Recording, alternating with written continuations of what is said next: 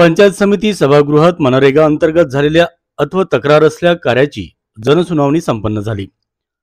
दिनांक 21 फेब्रुवारी रोजी सकाळी 11 वाजेपासून शिरपूर पंचायत समिती कार्यालयात सामाजिक अंकेशन व पारदर्शकता सोसायटी तसेच महाराष्ट्र राज्य मंत्रालय मुंबई याद्वारे करण्यात आलेल्या सोशल ऑडिटची जनसुनावणी आयोजित करण्यात आली होती।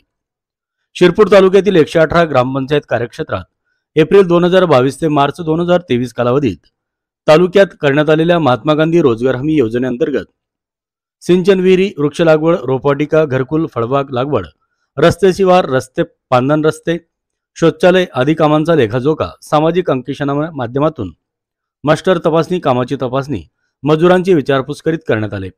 सदर सोशल ऑडिट हे 18 फेब्रुवारी पर्यंत 4 टप्प्यात ग्रामसभेसह पूर्ण करण्यात आले।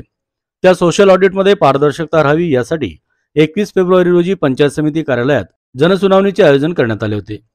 सदर सुनावणी ॲडव्होकेट प्रदीप शिरसाट, ॲडव्होकेट ज्ञानेश्वर थोरात, प्रतिमा मोरे, वंती पावरा, जयश्री बोरसे, रेणुका अक्षमुनी यांच्या मार्फत करण्यात आली। या प्रसंगी गटविकास अधिकारी संजय सोनवणे, पंचायत समिती विस्तार अधिकारी, स्वयंसेवी संस्थांचे पदाधिकारी, मजूर प्रतिनिधी, पंचायत समितीचे सहाय्यक कार्यक्रम अधिकारी, पंचायत समितीचे तांत्रिक पॅनल अधिकारी, ग्रामसेवक, ग्रामरोजगार सेवक आदी उपस्थित होते। सुनावणीत संबंधित कामात चुका आढळल्या त्या चुकांचे निराकरण करण्यात आले। तसेच काही उणिवा आढळल्यास तालुक्याच्या ठिकाणी दुरुस्त करण्याचे किंवा दंड करून शिक्षा केली जाणार असल्याचे सांगण्यात आले। मनरेगा योजनेमध्ये पारदर्शकता राहण्यासाठी शासनाचा सोशल ऑडिट व जनसुनावणी हा अत्यंत स्तुत्य असा उपक्रम राबवला गेला।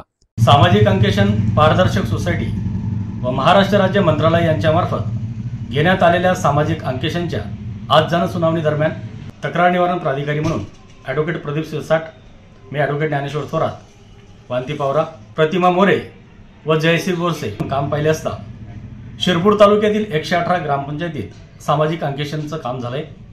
या कामामध्ये मनरेगाच्या कामात काही त्रुटी आढळून आल्या।